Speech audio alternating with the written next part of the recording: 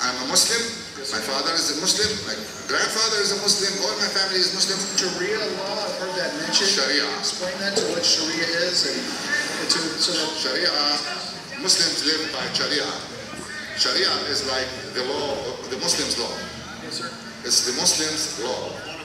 Yes. See, everything that will, like a constitution, like everything, anything you do in life, you have to go by Sharia. Sharia is the law, the constitution of the Muslims. Okay. That's what it is. And That's fine. Do you think the Muslim community would like to see Sharia law in America? Of course. Can I ask you another question? Earlier, the reason I said, so apostasy from Islam is not a capital, you don't believe it should be a capital or punishment or to be gay or to be homosexual in Islam? Or It's against our religion. It's not acceptable at all to be a homosexual. That's our religion. Let me finish. Let me finish. Yes, sir. See, you're pointing everything about Islam. I'm just curious. Not only Islam, neither Christianity allow this. And I think the punishment is the same. Neither Judaism. We always point about what Islam says. No, Christianity doesn't. They accept homosexuality. They don't agree with it. The religion itself, but they don't have capital punishment for homosexuality. Well, we have capital punishment. You do have capital punishment for homosexuality. Yes. But if Sharia law was accepted in America and capital and being homosexual is a capital offense, do you believe that we should kill? I mean, we kill for everything. Well, I mean, we kill for a pair of Nike shoes. We kill for everything. I mean, I understand in jurisprudence in a court of law under Sharia law, it's acceptable. And if the Sharia law were implemented in America, do you believe that we should follow? if Sharia law was implemented in this, then you're going to be killed. Yes.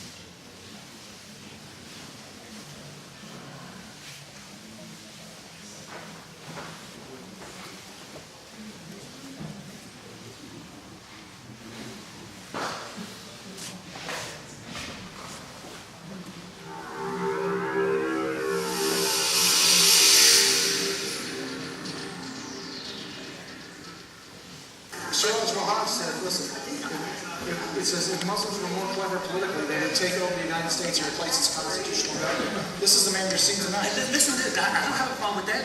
You don't have a problem with that? No, I don't. So you would like to see Sharia law in place of the Constitution? By all means. Let me ask you this then, since you brought up Sharia law. Under Sharia law, the Book of Justice 12:2 calls for stoning of any adultery. I don't have a problem with that. Do you have a problem with killing apostates or stoning the apostates? It all depends on what look here. You have to go to the footnotes on apostate. Yes. When apostate turns his back on Islam Yes, sir. and becomes an enemy to Islam, then we can yes. You have to kill him? Like that's And you would like to see that law in America? by all means. Let me tell you something. Let me say this in reference to What is your Sharia name, law. sir? Do you mind me asking? I mean, because we're talking about you. I mean, my name's Randy McDaniels. By the way. My name is Sinclair. Sinclair Hijaz. Let me tell you something about the Sharia law. If we had Sharia law in this country, Yes, sir. it would prevent prostitution. How does it prevent prostitution? By what? Because the man could have married more than one wife. Look at the Mormons. What's the penalty for prostitution? The penalty for prostitution is the woman is she's stoned, but the man they let the man off free. Okay, that's under Sharia law. That's right. Okay, so there's no equality in Sharia law. Well, let me say this. Don't forget that this used to be a man's world. Remember? Okay, so you believe that it's a man's world now still, or it should be? The Quran said there's no difference between the man and the woman. The man just has a degree above the woman. Intelligence, right? No, not intelligence. Well, no, it says in the Quran that Allah made women stupid and menstruate. That's not true. Yes, it is true. He said the woman she is like a rib. She's crooked. Meaning that she have a different character than a man. She is more emotional than a man. I'm American. I was born in this country. My forefathers are slaves. slaves. But you're an American, but you want to replace our Constitution, which is American, to a foreign government, a foreign Constitution. Anything, look at anything is better than wrong. Right is better than wrong. So you're saying that our Constitution is wrong? To a certain degree, of course. Those who commit zina, zina is committing fornication. What is the punishment according to the Quran for those who commit fornication? What's the punishment? Lashes, 100 lashes, not stoning. Think of Siraj Wahaj's speech. You know, I'm gonna tell you something about you and Siraj. But you guys are good friends, correct? Yeah, of course, we grew up together. You did? We retained from the projects. Really? What part of Brooklyn? Because that's... Fort Greene? So y'all grew up together in Fort Greene? Yes. So y'all go back how many years? So you followed Imam Siraj Wahaj throughout his whole career? Yeah, we came from the Nation Islam together. Oh, so y'all were both Nation of Islam? Yeah. Oh, okay. Because that's where you became his security, was at the Nation of Islam. Yes. I lived in Chicago, and I tried to go to the mosque. No, they wouldn't let me in. They didn't. I was Wrong complexion, wrong connection. and that's what they told me. I was shocked. Yeah. Would you say that you and Siraj Wahaj are ideologically in sync? Yes. I told you where to find a lot of corrections. New York Times. Yeah. September 11th, Yeah. 2010. Which mosque do you attend here? Here in Florida? Yeah. I attend the mosque in Boca Raton. Okay. This is Boca Raton. Two things you said that were very important. You have to understand the Islamic doctrine, and in the law, it's covered that there is two types of lying. There's permissible lying, then there's obligatory lying. There's lying that all Muslims are obliged, they have to attend. If you are part of the Hijra, the migration to conquer enemy lands, and by the way, the first mosque in America is the Dar al-Hijra, the House of Migration. That's in Falls Church, Virginia, and Anwar al-Awlaki was one of the leaders there that were killed. Two of the 9/11 hijackers came out there, and Eid al-Hassan also followed this gentleman. Permissible lying. So what happened was there's also lying by omission. So there's ways that you lie, and it dictates how that is. A partial truth or half-truth or kitman is a partial lie. So you saw Imam Siraj Wahaj try to emphasize that, it was lashes, not stoning. The fact of the matter is, he told you a partial truth. In the Quran, and that's why he emphasized in the Quran, because all Islamic laws derive from three sources. The Quran, the Sirah, or biography of Muhammad, and the Hadith, the traditions of Muhammad. Those three documents became law after scholars got together about 1,000 years ago and had what they call ijtihad, or human reasoning. They had to have 100% unanimous consensus after they went through these hadith. They ruled which ones were false and threw them away, which ones were weak, and then which ones were strong. The strongest are by Muslim and by Bukhari.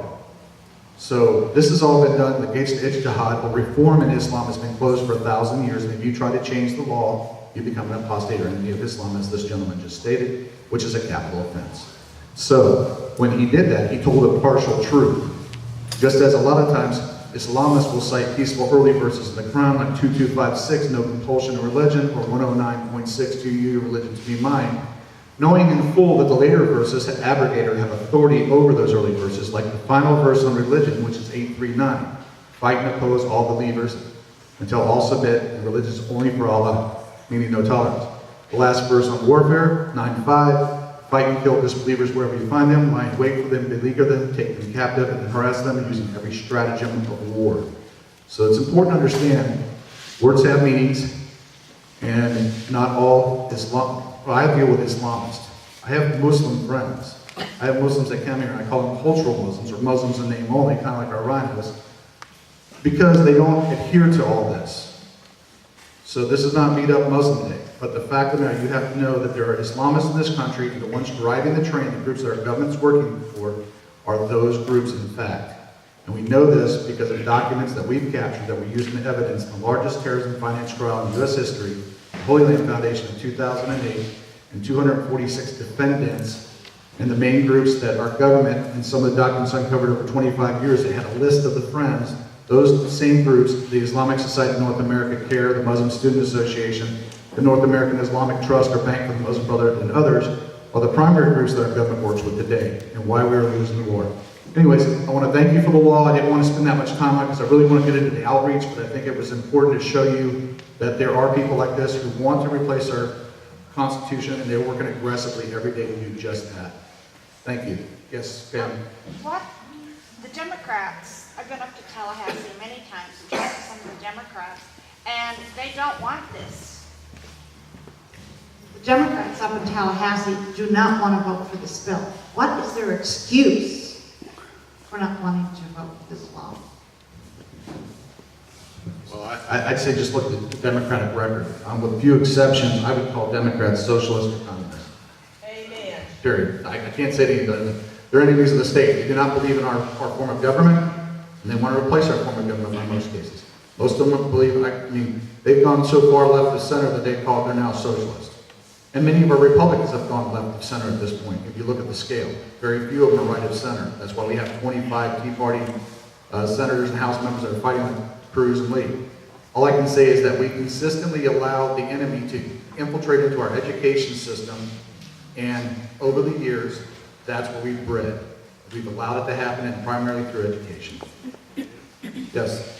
Yes, Lane. Randy, a quick question about the political parties that the Muslims have established. Can you comment on that? The new one? Yeah. That new coalition, they establish a coalition like that about every couple of years, and it's all the same groups and same peoples. The head Jihad Awad formed a group, and he said, listen, I can form 100 groups in a day. It's the easiest thing in the world. And that's typically what happens. And here in Florida, if you remember, there were 3 groups that opposed this law, Islamic groups. They were CARE, United Voices for America, and Emerge USA. All 3 of those are in fact all CARE. Ahmed Badir was CARE, who splintered off just prior to CARE being designated a co-conspirator in the Holy Land Foundation. He left. Months prior to the guilty verdict, started a new group, United Voices for America, which has been having Muslim Capital Day in Tallahassee, and now he has Capital Leadership Academies where he's taking 12 to 18-year-old Muslims and teach them how to get into the political process.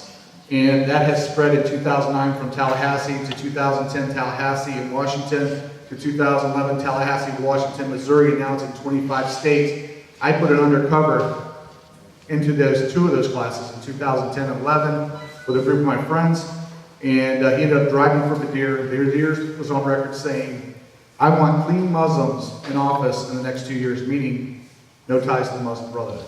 So it's real, they're organized, they have a plan. And I would say that the groups are ever changing, ever folding. Thank you.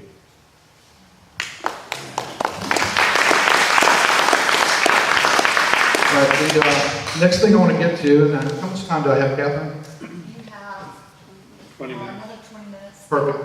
I'll move quick. This is not too hard.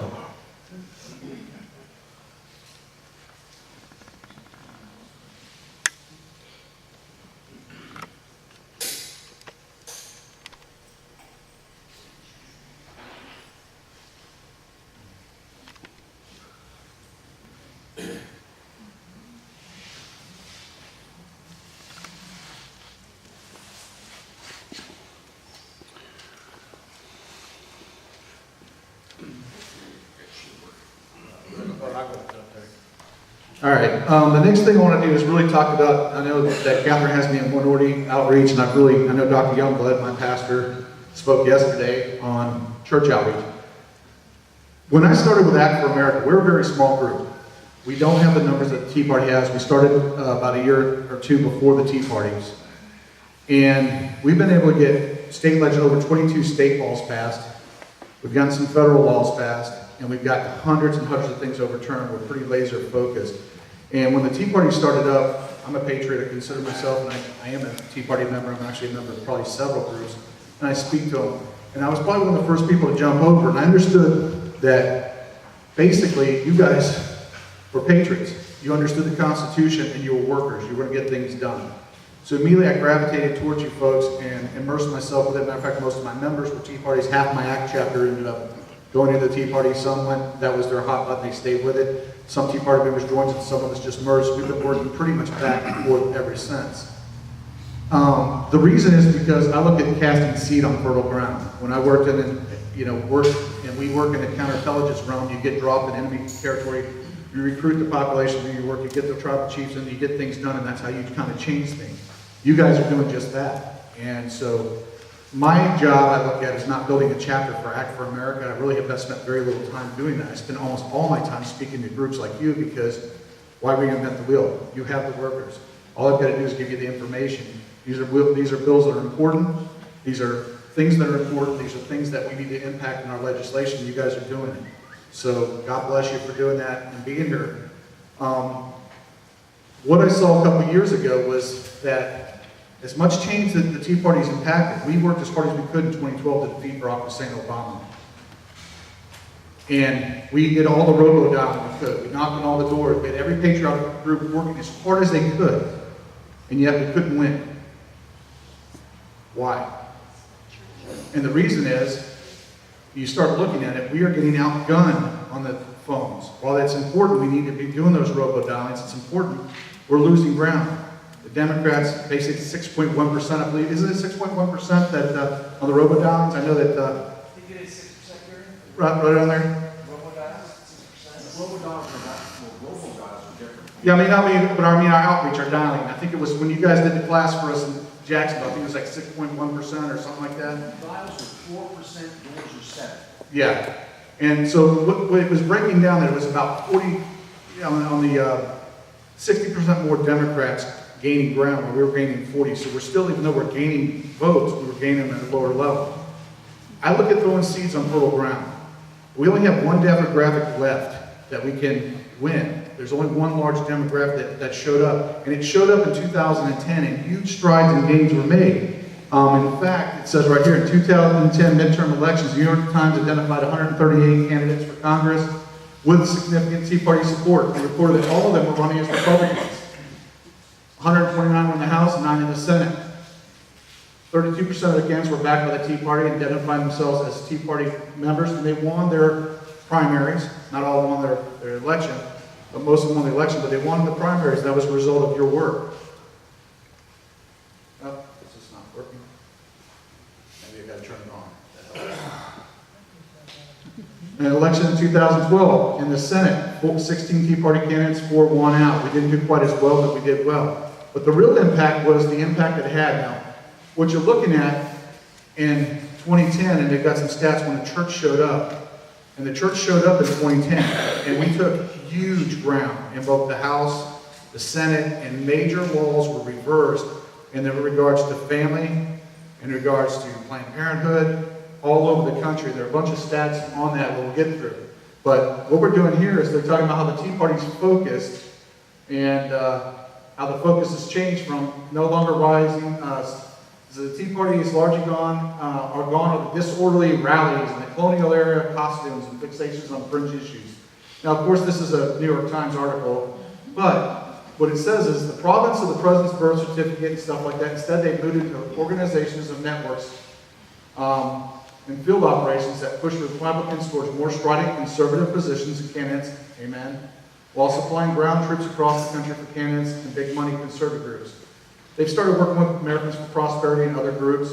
The Tea Party's never tell stories of Maryland literature, from their laundry rooms, manning phone banks, knocking on doors, driving over 34,000 miles in their cars to build or support for legislation. They offer free on-demand online grassroots training programs. The Tea Party's partnered with other groups, even some of them in the NAACP and Sierra Group, according to them. What it means is you're doing your jobs, you're doing an effective job and a good job. But the fact of the matter is we keep doing the same old, same old, same old. We couldn't win in 2012. What makes you think we're going to win again? We have to get fertile ground. And I looked at the church and started looking at some things. This isn't even in America. This is in Christians' vote hailed as a significant victory in 2010. This is Australia. 2010 elections again in the UK, where Christians swing the votes. They understand. Christians are making an impact, not just in America, but in other countries.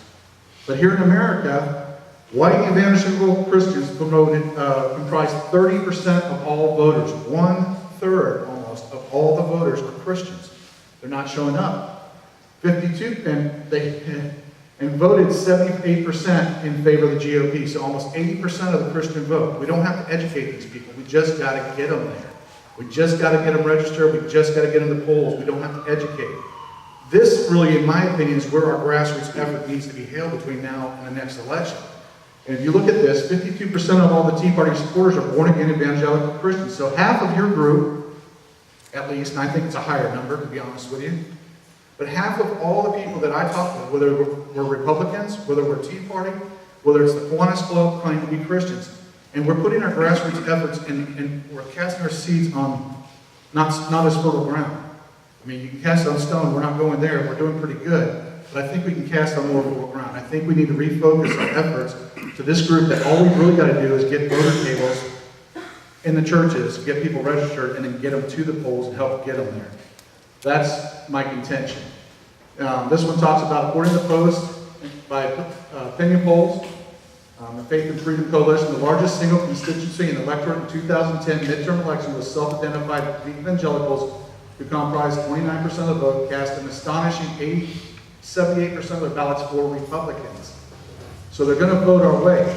And here's another quote. People of faith turned out the highest numbers in the midterm election we've ever seen, and they made an invaluable contribution to this historic result, including the election of a Republican majority in the House, significant gains in the U.S. Senate, governorships, and hundreds of state legislature seats and local offices, said Ralph Reed, founder and chairman of Faith and Freedom Coalition.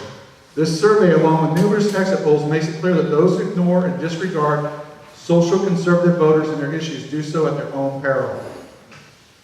So, the proof is there. I'm not talking about opinion. I'm telling you that this is factual. This is where we can go. This is where we can win. All we've got to do is get them registered and get them there. So, our objective is to recruit Christian liaisons from our groups to work with the respective churches and mobilize and register voters. Strategy one, we want to make it simple. We've started a new group called Christians Voting for to Save America. We'll have the website up real soon, I hope. I hope we had it up before I got here. Keep the plan simple, only a few requirements. 2, make it nonpartisan, non-threatening. Make them feel at ease and are in tax-exempt status. 3, there's got to be reward and there's got to be some risk of loss, fear of loss. I've done sales where selling a product, fear of loss always has more impact than the gain, the look for gain. And show them that. So keep it simple. 1, few requirements. 1, church voters, volunteers, and/or patriots demand nonpartisan voter registration tables before and after Sunday services, Wednesday night services, whatever. Church volunteers to drive church vans and buses or carpool to get voters to polls come election days. Larger churches that have buses, see if they'll pick up members at smaller churches. Pledge to speak out on the cultural issues of the day, so ask the pastors if they'll be willing to commit it. That's pretty much it. And the 4th thing, send photos of your voter drive so you can put them on our Facebook. It kind of gives us a way to make sure that it's getting done, so we're going to try to drive people to those churches. We don't know they're doing. Plus, it gives them a way to show who they are. Make it nonpartisan. 1, provide information and direction to